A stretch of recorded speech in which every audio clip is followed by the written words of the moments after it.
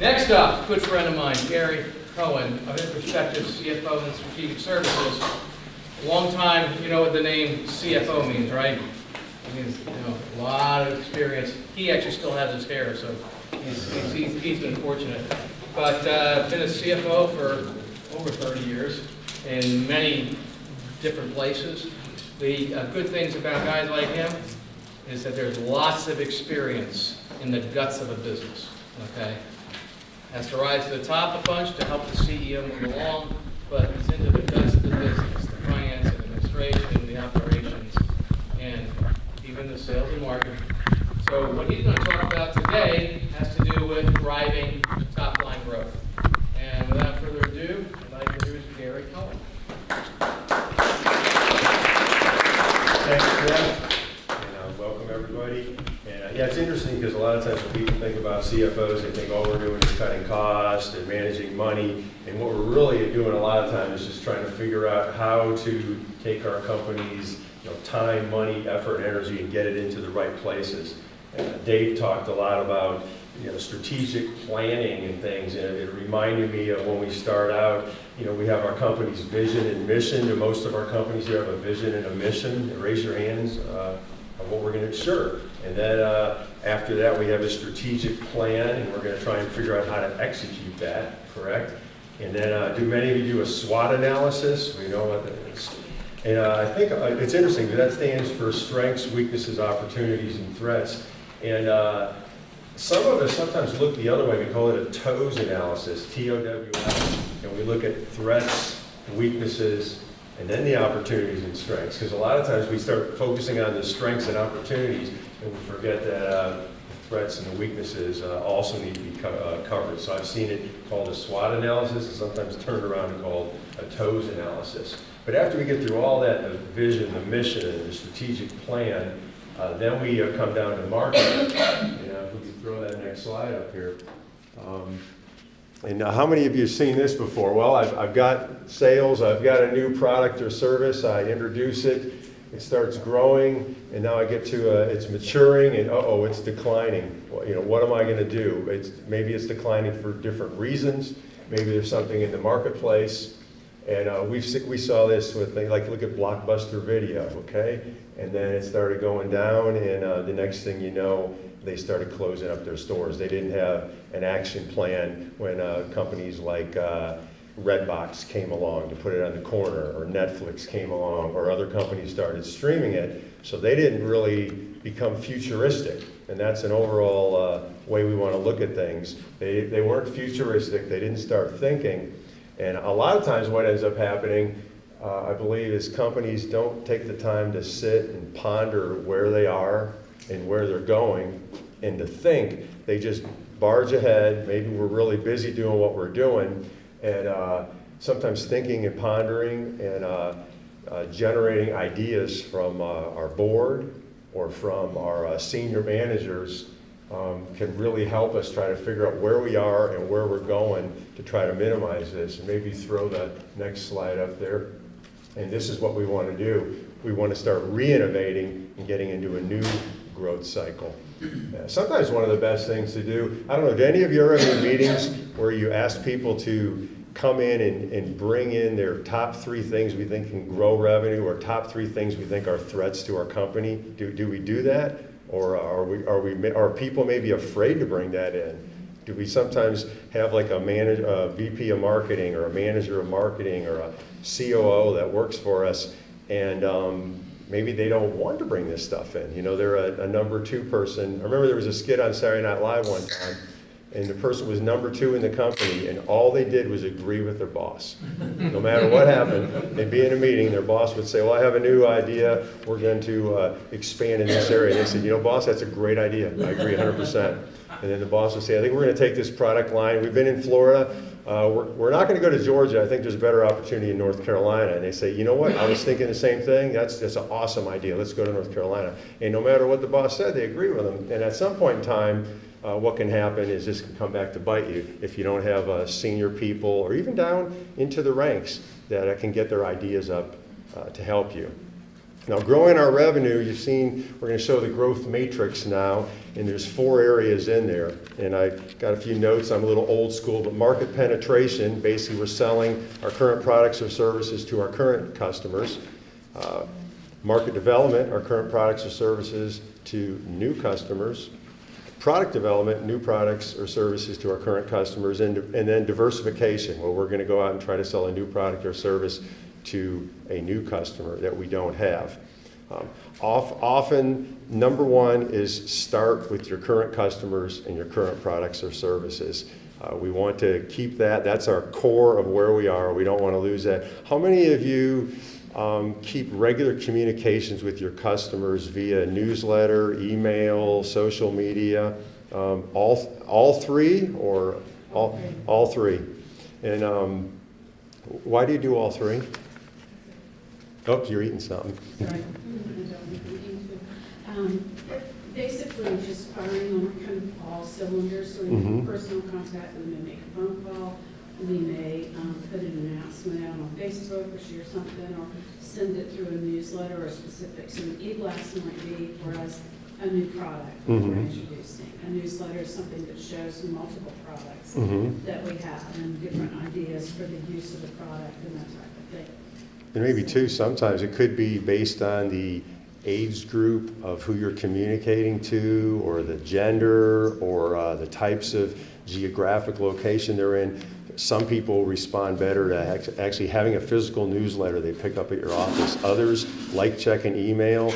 Some people love social media. So a lot of times it ends up understanding what your users want, and if you have varied users of your product or service, then using all 3 tends to potentially be good. Newsletters are electronic.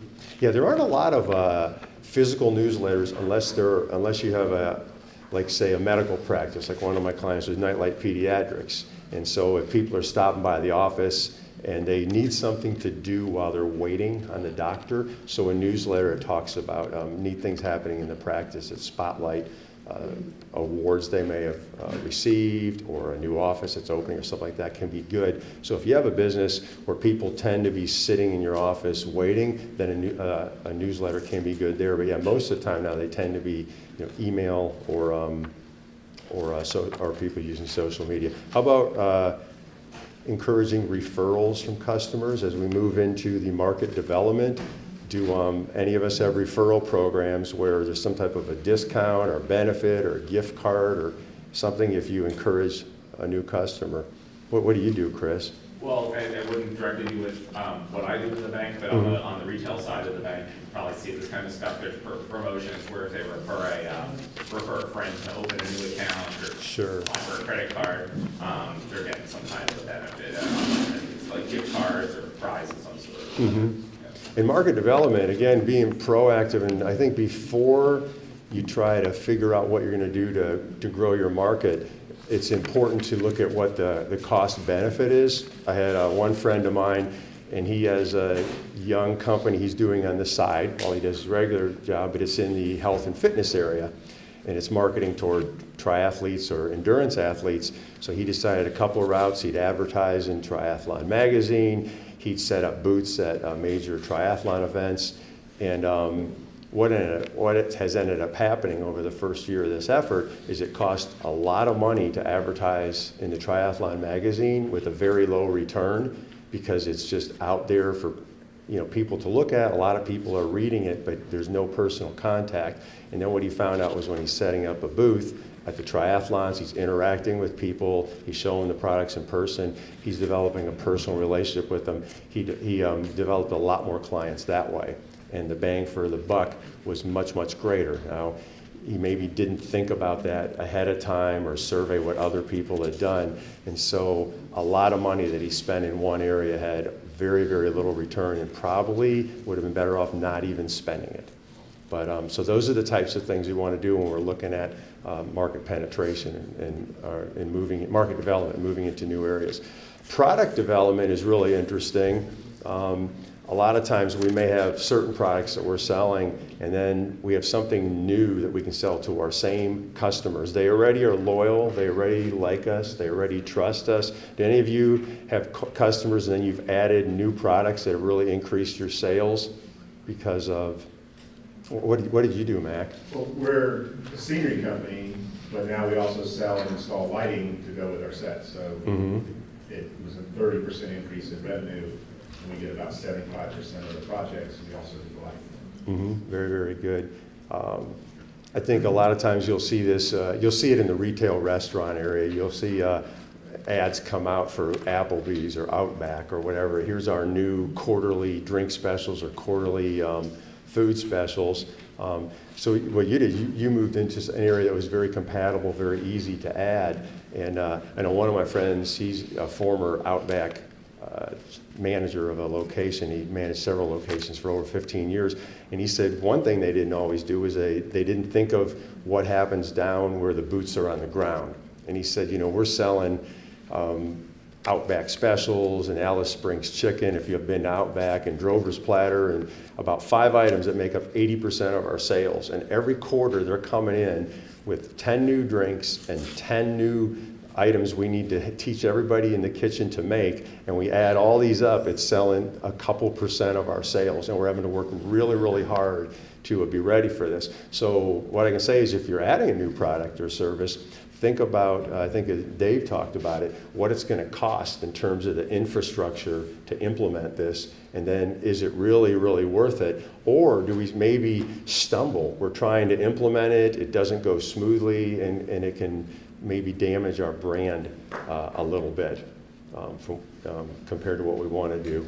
The fourth area, diversification, this is probably the toughest one because we're figuring out, okay, we've grown our company, we've sold new products to our current customers, we've added new customers through referrals. Maybe we want to try to figure out another area we can go into.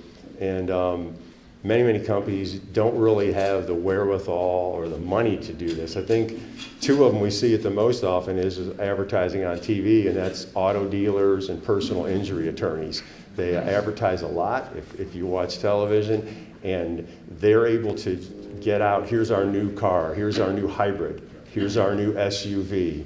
Or with personal injury attorneys, there's always a new reason to sue somebody, you know, whether it's asbestos, now it's nursing home abuse, did you take this pill and it caused a side effect? So they're able to get the message out to the general public and maybe diversify a little bit what they're doing, where it's much harder for, have any of your companies tried to diversify into a completely new area and found it worked or it didn't work, or is this?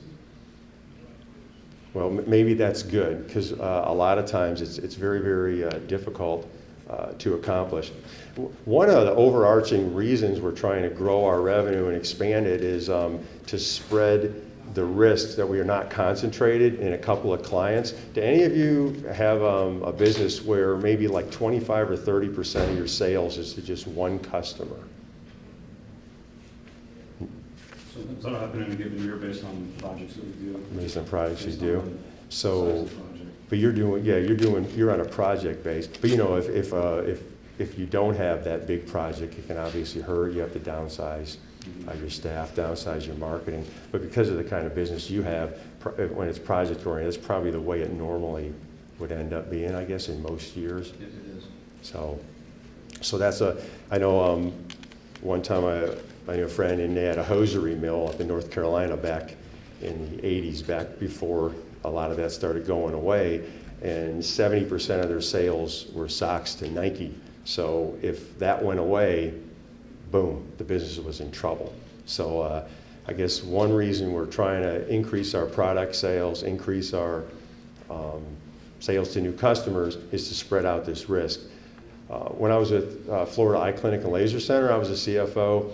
We did some of these things. It's a good example because we had patients, we saw them for eye care, and then it made perfect sense to have optical shops to sell them additional products, to sell them glasses. When we brought them in for glasses, it made sense to offer a package where you could get scratch coat and tint for a certain price, whatever, $25 each, but $35 if you get both.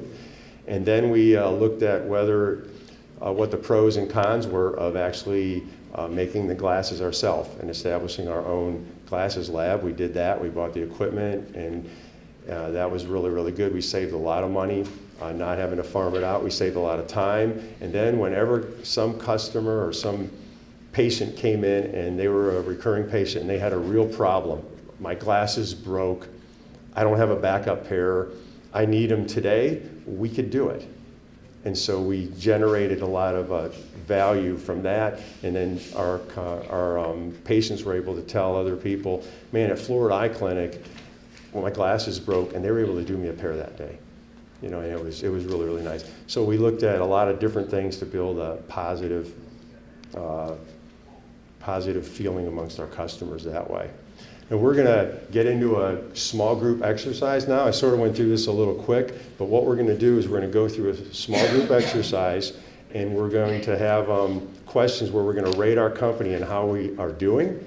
And it's going to be in the areas of market penetration, market development, product development, and diversification. We'll rate our companies from 5 to 1. We'll talk a little bit in our small groups, and then we'll reconvene and share with the group some thoughts that hopefully can help all of us to do better at this.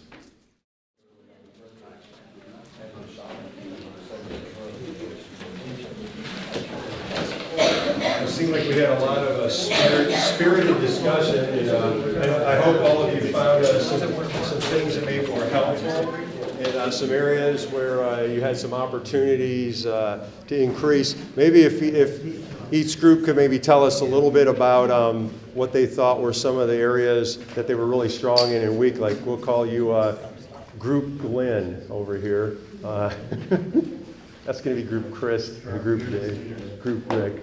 So in your group, what did you find were areas where everybody seemed to be pretty strong, and maybe why, or something you can share with the group that's good? It's really market development. I think in market development, everybody was pretty happy about their progress, and I think that's the better side. Unique items that come to, I don't know if someone has something that was maybe unique that somebody had brought up, but it seems like that's where everyone was concentrated in doing their best job. I know Mac talked about how in his industry there are about several hundred potential clients, 800, but there's only about 6 or 10 companies that does what he does, and there's 5 things that can be done for these clients, and his company does 3 of them.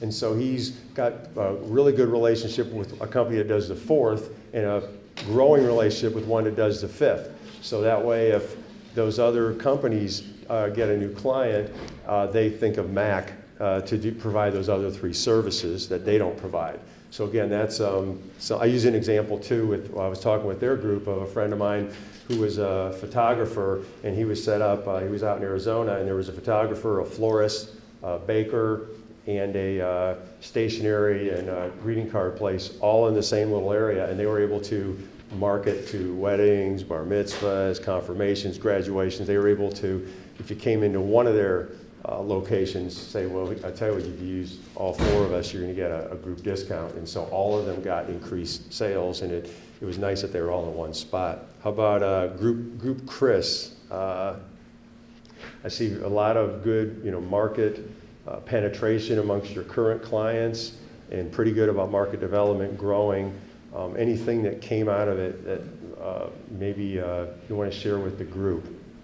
I thought it was interesting just that the diversification, the last 3, 11, 12, and 13 were the ones where our group scored themselves the lowest. And as we were just talking about some of those points, one of the last things that Patty just brought up was we were talking about the difficulty with, it was her business, and then I think Shelby's business as well, because there's a technical aspect to what they do, and sometimes the information that they need to gather from their customers, it takes a lot of back and forth to get the right information. And what Patty was sharing is a great idea. It kind of falls under maybe number 12, I guess, here, is offering, I think you said monthly, you do these demos or webinars, basically? I hold class with my customers every quarter, and once a month we have an email that goes out that's strictly educational on the technical build of file. That's great. So I think, I mean, it builds value with the customer, right? It builds goodwill with them, but at the same time, it's good for you because it's hopefully stopping as much of that back and forth with them. No, and I think that's good. I know even like from Doug's company, from Fringe Benefits, I'll get a newsletter and it'll tell me about things that are going on. And a lot of times, if you're just building that brand awareness or building the fact that, wow, these people care about me. I'm a client or I'm a potential client, and they're providing information, they're offering demos, they're telling me about services. And a lot of times doing it via the email and the social media is a cost-effective way of doing it when you're trying to diversify or add new clients or add new lines of business. You get a lot of bang for the buck, which we talked about earlier, and you don't make those mistakes maybe with like a big advertising campaign. Very few companies can do that to build bang for the buck. How about Group Rick? We have obviously some very successful companies in our group, and even with the best of companies, I think there's a recognition that when it came to market penetration, market development, there's always ways that we can tweak what we're doing to do them better. Guys, has been a star of the show from the, I guess it was from the product development standpoint. They're developing new areas in their companies, diversifying and doing very, very well. But again, even best of companies can find ways to improve. Right. And I know you have some general contractors. A lot of times it's harder for them to come up with a diversification. But in those areas, it could be geographic diversification. It could be diversification in terms of different, types of, maybe there's condominiums, maybe there's mixed-use facilities. There's so many different things. But again, if you get out of your sweet spot, then you could be out of your sweet spot to the bad side. So there, obviously, those are the things we talked about before you take the plunge, being extremely proactive and doing the SWOT or doing the TOES analysis, looking at the threats and the weaknesses before we get into that. We talked in the beginning about just overarching qualities, and I want to talk about that now. You see up here, Kemosabe, and it has a lot of different translations, but one of the most common ones is trusted friend. And I think what we want to be, whether it's to a client or to a customer or to somebody we might meet, is if they look at us as their trusted friend, they look at us as their somebody they can trust and they can count on, then they're much more likely to stay with us. They're much more likely to recommend our services or our products, and they're much more likely to try our new products or services. If we're diversifying, it's the same thing. When you see an ad on TV and it's for a company or a product or service you don't use, somehow they're building up a trust or a friendship or something good, a good quality in your mind, where even though you don't use them, you're seeing them as a Kemosabe. And we're going to run a little video here, and I think all the poker players in the audience may like this one. I forgot about the Zuckerman quote. Obviously, he started Facebook, and he's a young man, and you can see what he says: nothing influences people more than a recommendation from a trusted friend. And that's what we all want to strive for in what we do. And Jeff, maybe run this a little video here, and I think Mac and Glenn will like this especially. Yeah, there it is. Great trusted friends of this brand. Phil Helmuth. Here we have mezcal, which is even better than tequila because you get to mix more of the agave plants in it. The beverage itself evokes a spirit among people, a camaraderie, fellowship, good humor. That's why we call it trusted friend. To you, Jim Walsh, to trusted friends, and the Kemosabe mezcal. Thanks, Phil. Show trusted friends. Cheers. Here and everywhere. I'm sure we did it before after a little technical difficulty. But anyway, I found that was, I found that, you might want to take it off now, it's going to other poker videos. But I thought it was interesting because Kemosabe mezcal, and it's trusted friend, and it's a new mezcal tequila, and they're harping on that, and they're using one of the most well-known poker players to build brand awareness. And I thought that was really, really interesting. I've watched some poker shows on TV and just happened to see that and thought it would segue in real well. But anyway, I think, I hope everybody found out some exciting things and enjoyed this. And remember, over and above, to be a trusted friend to your clients, customers, and potential customers. Okay?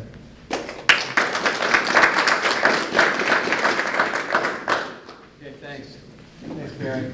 Okay, next up is Rick Dalrymple. And he is a best-selling author, as you heard earlier, and he is going to give a talk which I think is going to really resonate with everybody in this room. So, Rick, take it away. Thank you. Welcome, everyone.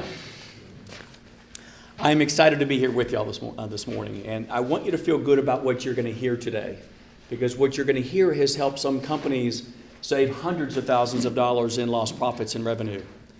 And to some of you, it could mean millions of dollars in lost profits and revenue. Now, today's topic, 5 costly mistakes leaders make that kill profitability. Well, that is the message and purpose of my presentation today. And I believe in teaching people how to insulate their companies from risk and losses that cause their money to go up in flames.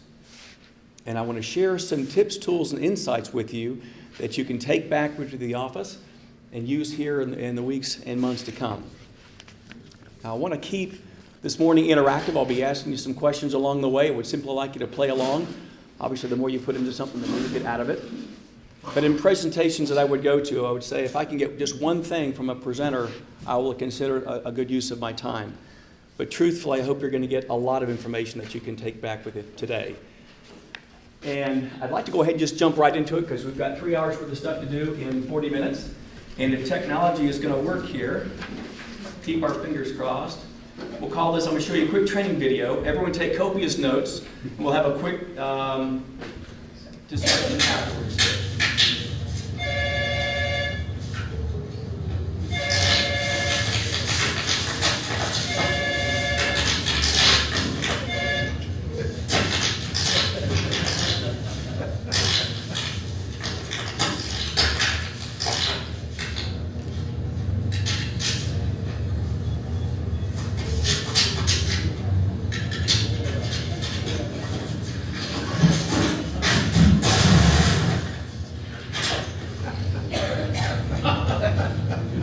He was typing.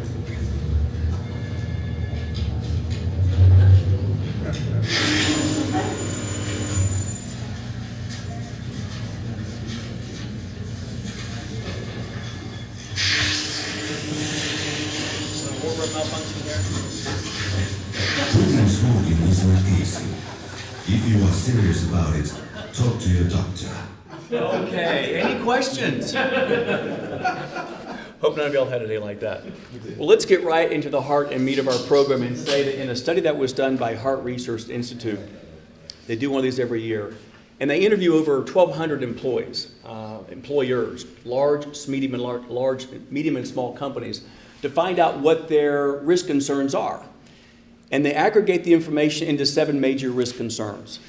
The top one is talking about workers' comp liability, medical cost inflation, very expensive. We're going to talk mostly about workers' comp administration today. Then there was cyber liability. Who here hasn't had the touch from a computer virus or had your account hacked in some way? And it's even happening to the big boys, the Sonys of the world, the Targets of the world, the DNC. And then again, we've got medical cost inflation. It's through the roof. Heaven knows the large reach and impact that the Obama administration has had on health care, and heaven knows where the shells are going to land right now.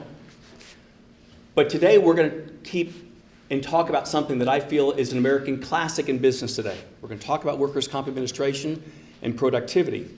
But we're also going to pepper into this conversation the synergy that exists between workers' comp and health care, because there is a synergy between both. We've all seen and heard the tongue-in-cheek commercial, happy cows make happy cheese. Well, I'm here to say that happy and healthy employees are obviously more productive employees and less apt to have claims and lawsuits. But a little bit about me. I'm known as America's Risk Reduction Authority. As a professional, I have been in the insurance industry for over 36 years as a claims adjuster, in loss control, and currently as a broker. And all that has given me an excellent technical foundation for the consulting work that I do today. And about 6 years ago, I used to teach a class to CEOs and CFOs called was called Keys for Profitability in the New Economy. And in that, I was teaching cost containment strategies to CEOs and CFOs, those strategies. And because of the success that people were having over time, I had a number of those people come up to me over time and say, hey, Rick, you ought to write a book on that stuff. So I did. A couple years ago, it was published, Accidents Waiting to Happen. It's a book on best practices in workers' comp administration and protecting corporate profitability. And proud to say it became a bestseller in the first 2 weeks of distribution. Even more proud to say it went to #1 in September of last year. Now, I say that not to impress you, but to impress upon you that I have an absolute passion for how I see my work. A passion that comes from not only my work, but comes from the greatest role model in my life, and that was my dad. My dad was a family practice doctor. Patients loved him because he had great bedside manner. He was all about doing the right thing and getting good results.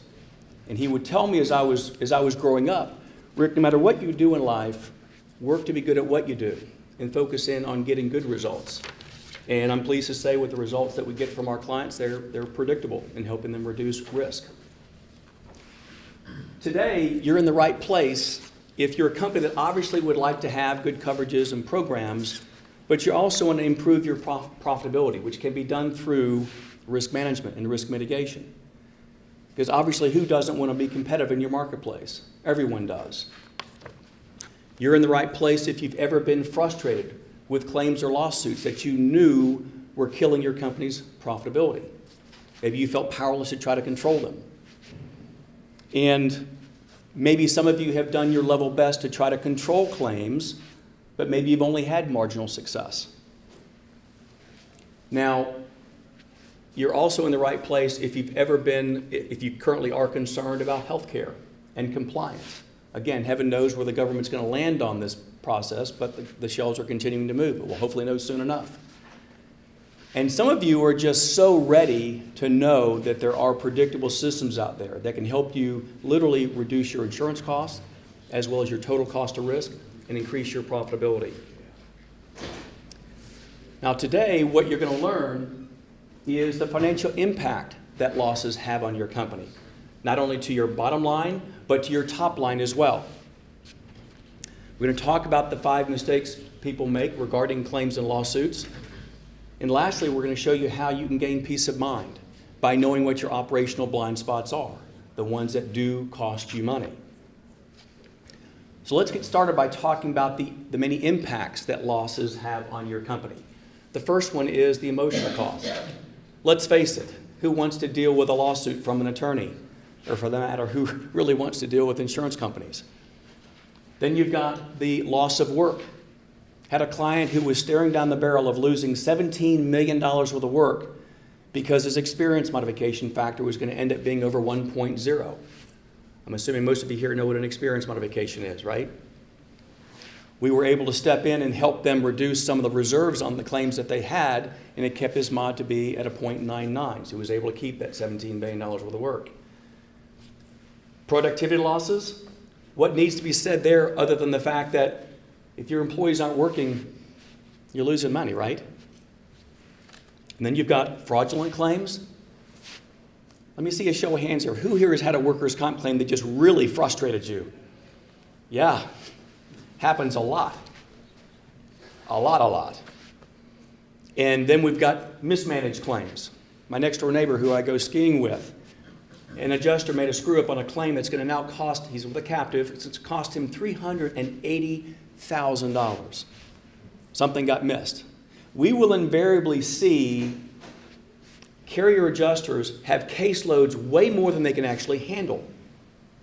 And if a carrier, like in that case, messes something up and it causes your premiums to increase and your mod increase, do you think the carriers are really going to care?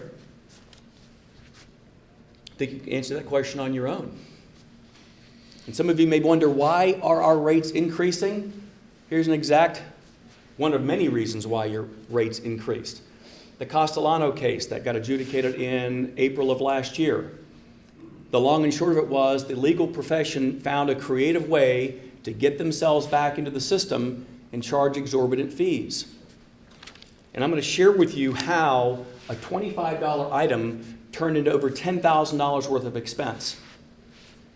There's a lot of writing on that page, and I'm just going to give you the Reader's Digest version of what we're talking about here. Had an employee that was injured, going to be out 3 weeks. They obviously need to be paid lost wages in this process.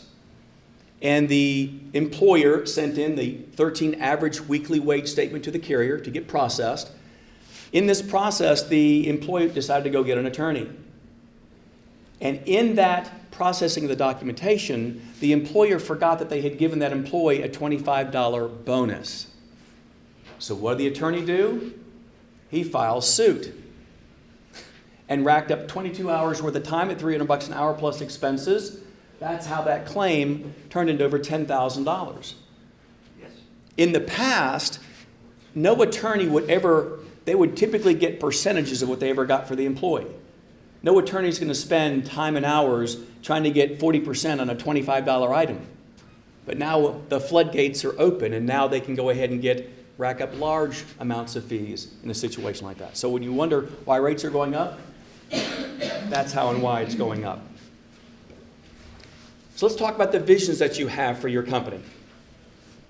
There's a company in a manufacturing operation, very successful, been around for 20 years, opening up a third shift because they brought on a new client. And he's budgeting about $750,000 for that process.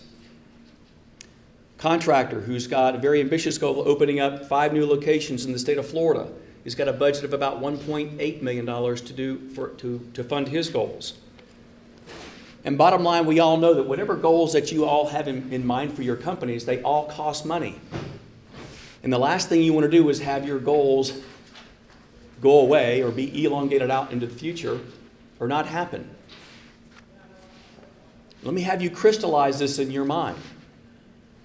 If I were to come into your offices this Friday and offer you $500,000, what would you do with the money?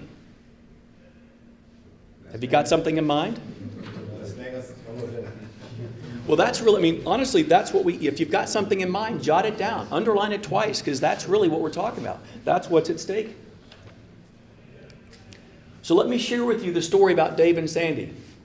Dave runs a successful operation in South Florida in Fort Myers. He comes in from a successful weekend at the beach about 9 o'clock in the morning, and he's got to walk past the quarter to get to his office. And he's got to walk by Sandy's office. Well, Sandy's got that look. Ever had one of your employees give you that look of frustration, that look of despair? Well, Dave makes eye contact with Sandy as he's walking down the corridor, and he can see something's up, and he's thinking, oh my gosh, what's this going to be about? So he approaches her desk, and good morning, what's up? Well, Sandy proceeds to say, Dave, I've got some bad news, and I've got some worse news. What would you like first? Well, you got to know Dave. Dave's a bottom line kind of guy, kind of rolls his eyes and says, just tell me what happened. Well, Sandy says, remember the guy that we hired mid last week, George? You knew he had a claim, right?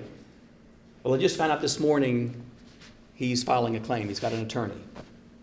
Well, as soon as Dave heard that, his stomach went into a knot, because this isn't the first time this has happened to Dave. And he's thinking to himself, that's just great. Here we go again. Someone taking advantage of us, taking advantage of the system. And really, in a situation like that, who wins? It's rarely the employee. The companies are doing the right thing. It's never Dave. It's typically the attorneys. So let me give you a little bit more chemistry about this situation, about this claim. Dave had hired on 20 new people in 1 month to build out a job he'd just been awarded the month before. And in the first 2 weeks of hire of these 20 employees, one of his employees goes out and has a serious workers' comp claim. But what Dave learned after the fact was that this employee has had a history of going out and having claims and getting an attorney. Now, this claim ran about $67,000, and based on Dave's profit margin, he's now got to sell over $1.3 million just to break even, just to pay for that claim. I'm going to share with you how we come up with that number here in just a moment. So let's talk about the 5 costly mistakes leaders make that kill profitability. The first one's not knowing your numbers, your KPIs, your key performance indicators. And they're different for each and every one of you, but do you know what your OSHA DART rates are, your incident rates? Do you know your loss ratios, your experience modification factors? Do you know what your incurred losses are? And as a refresher for many of you, an incurred loss is something that you would get off your carrier loss runs.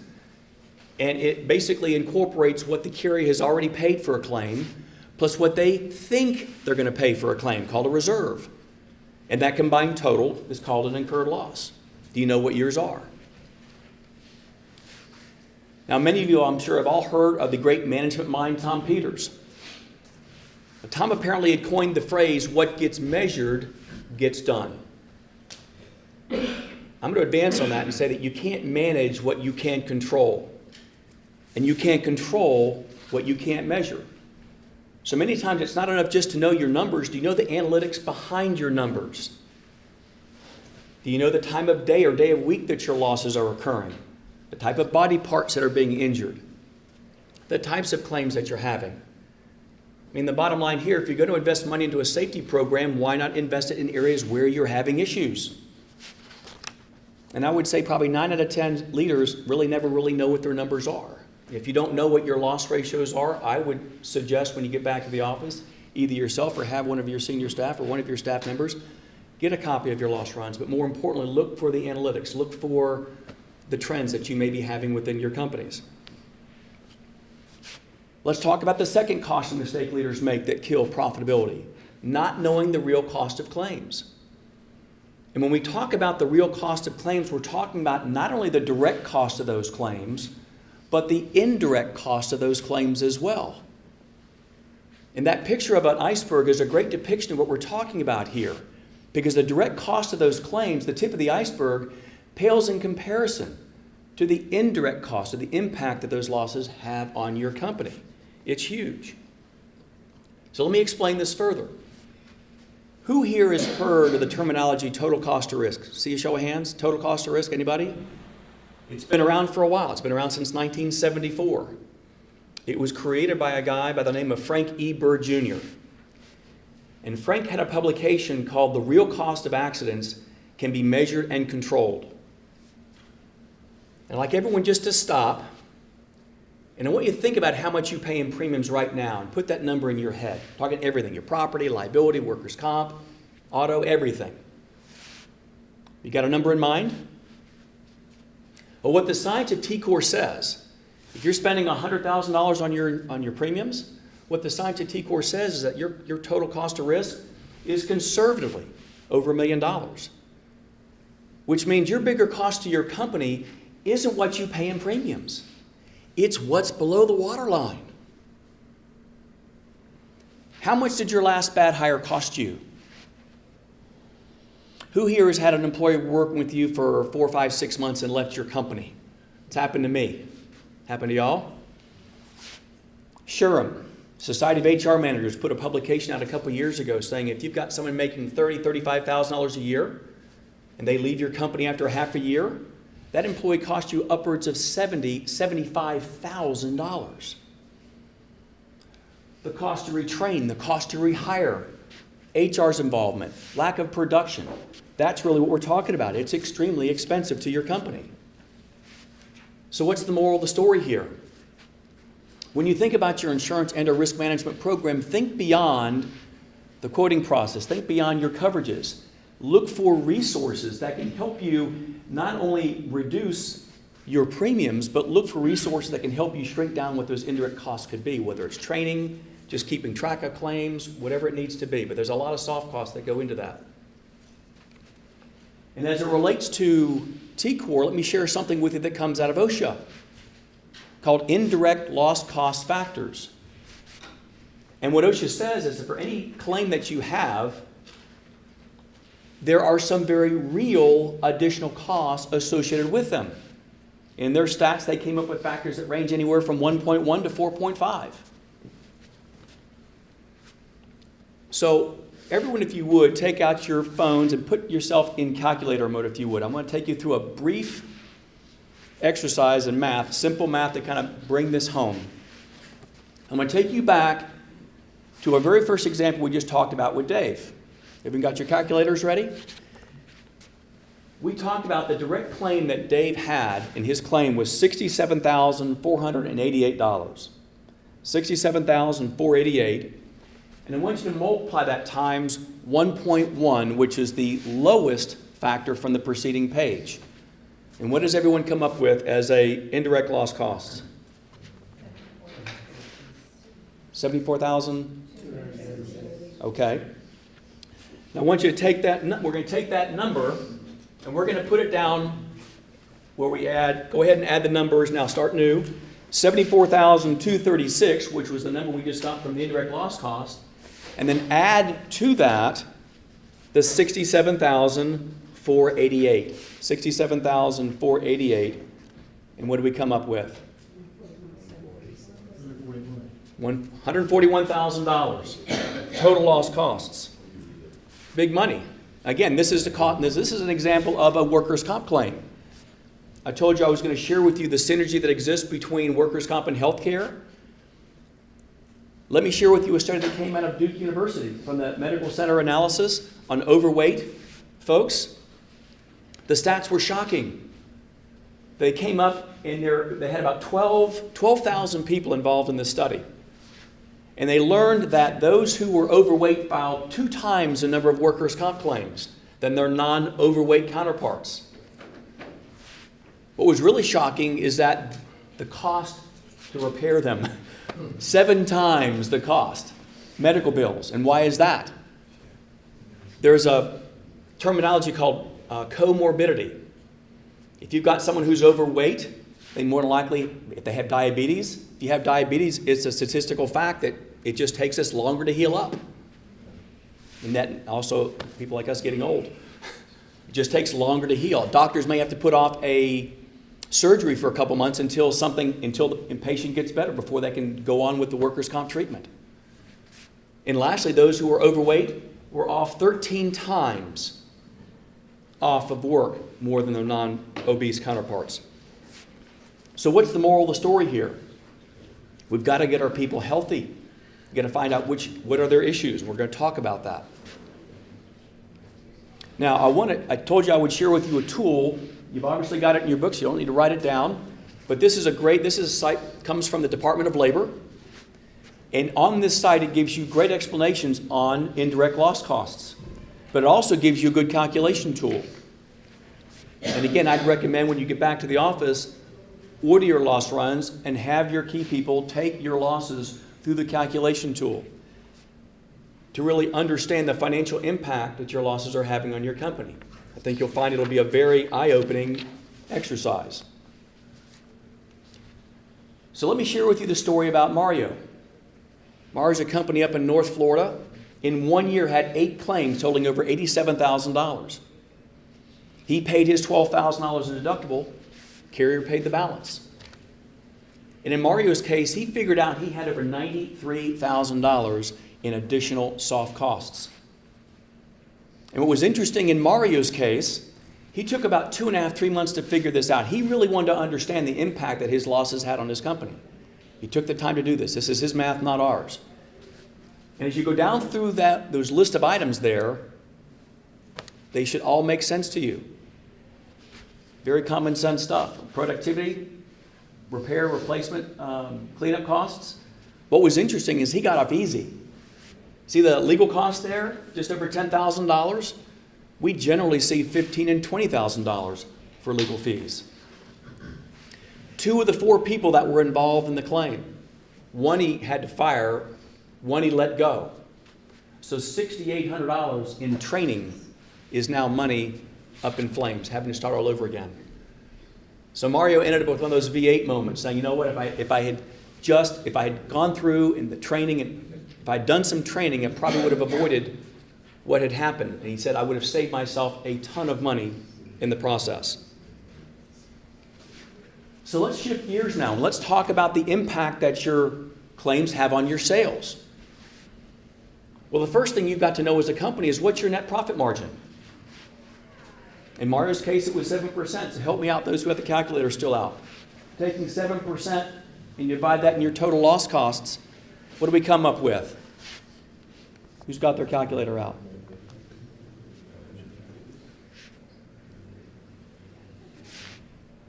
$2.6 million. It's a big number.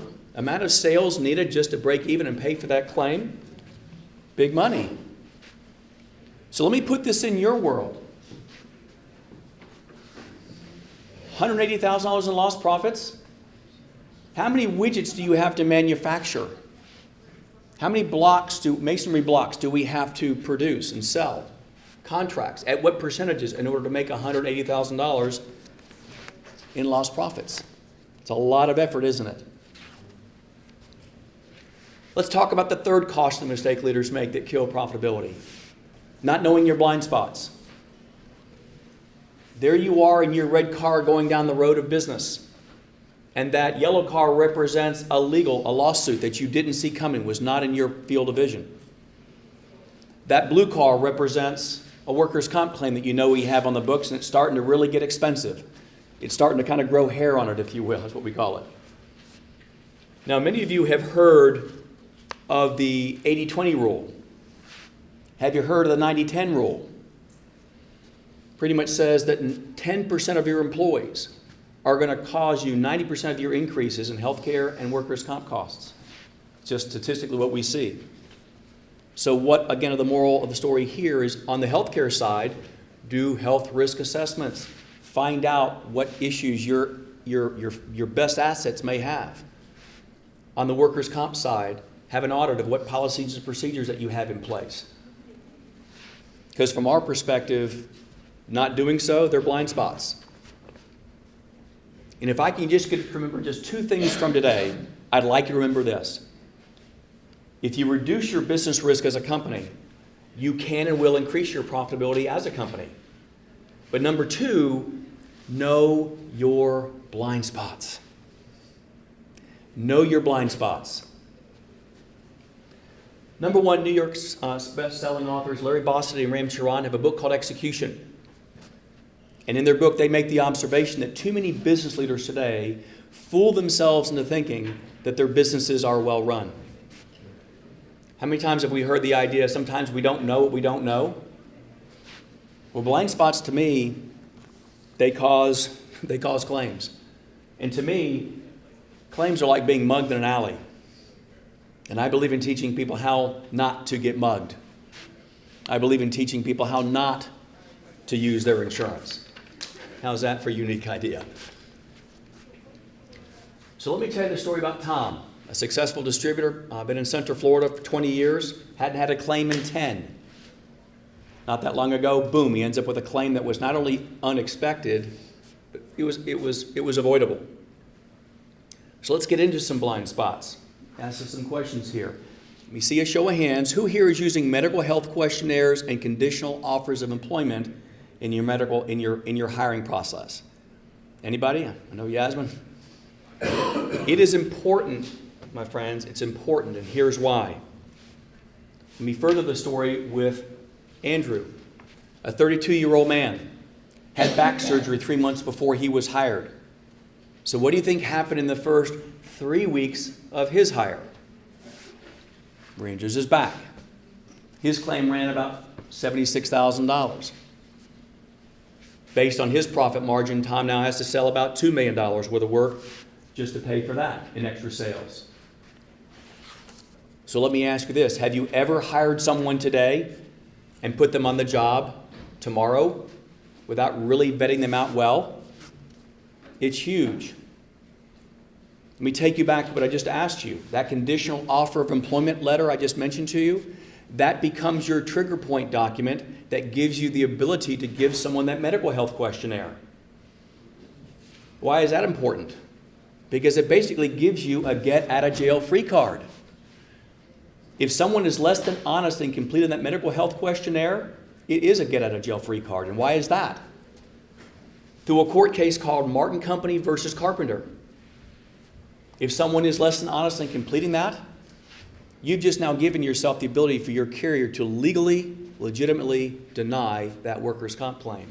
Again, saving your company a lot of money in the process. Talk about some other blind spots. Pre-employment background checks. This is an important one that Dave should have had in mind.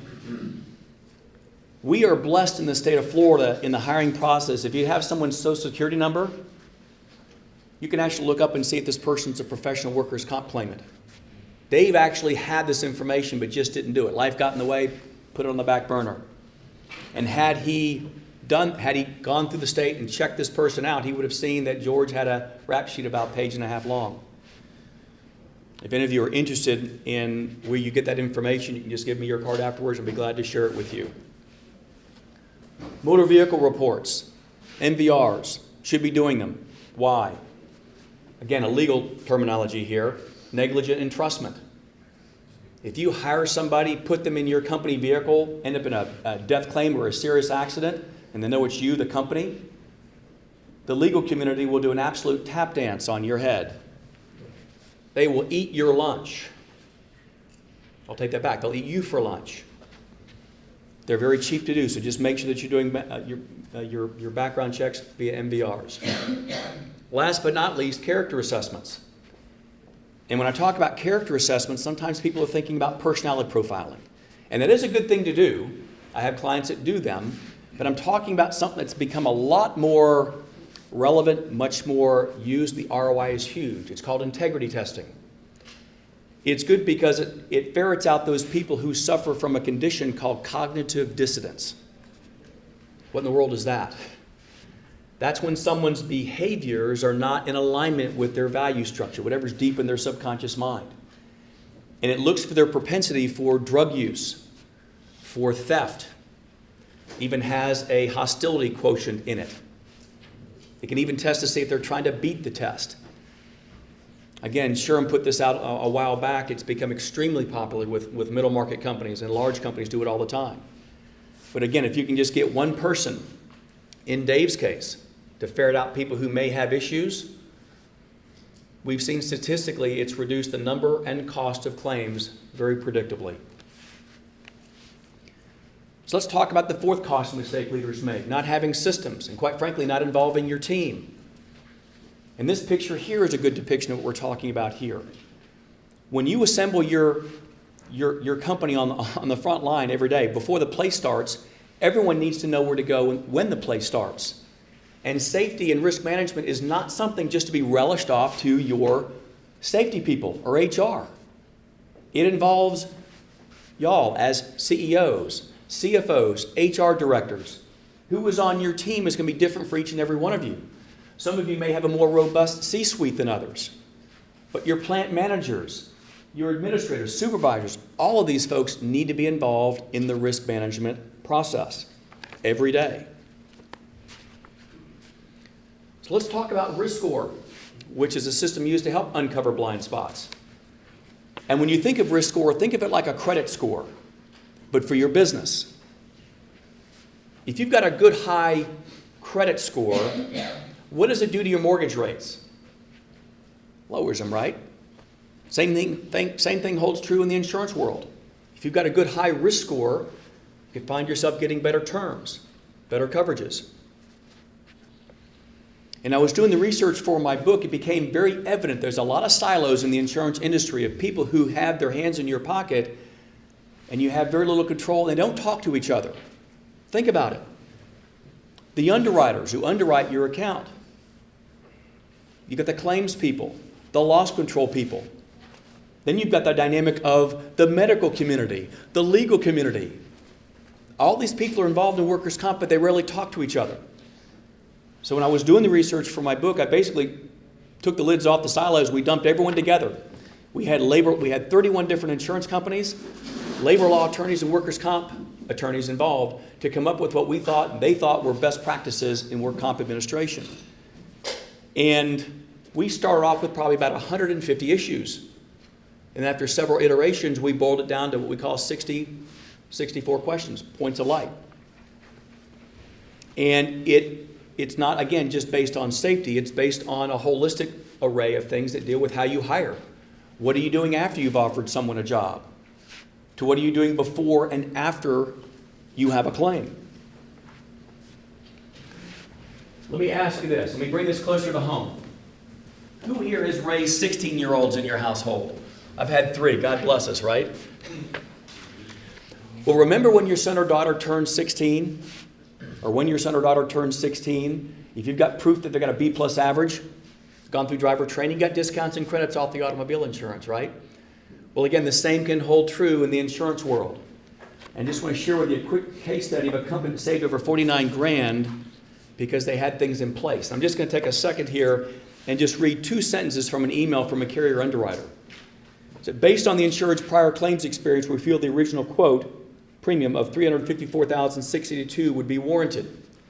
But upon request for reconsideration and reviewing the proactive work your client has enacted, we have revised the renewal premium down to $304,967. You know, the math gets crazy in your head, but that differential was $49,000. That's huge. Simply because they had good policies and procedures in place. So let's talk about the 5th costly mistake leaders make, not taking action. And this may be the easiest and the hardest one of the bunch to do because it may be easier just to stay with status quo and not do anything. But how many of us have waited to put the alarm system in until after we've been robbed? Or put the safety program in until after we've had OSHA knock on the door and give us a fine? But in summary, as I said, if you reduce your business risk as a company, you can and will increase your profitability as a company. But know your blind spots. More importantly, do something about them. And those who have systems in place, we have seen these type of stats. We've seen reductions well over 63%, but we've also seen an average, and the cost of those claims go down 21%. We know how hard it is construction staffing and just staffing in general is. We've seen improvements in employee turnover in the process. Some of you may know Paul Wolmerans had gone through a process, and from his perspective, it helped him connect the dots. He has a great safety culture, but ended up feeling that he ended up becoming even a more better safety culture by going through a system to review his blind spots. Manufacturer in Florida was averaging over $318,000 in losses over a 3-year period of time.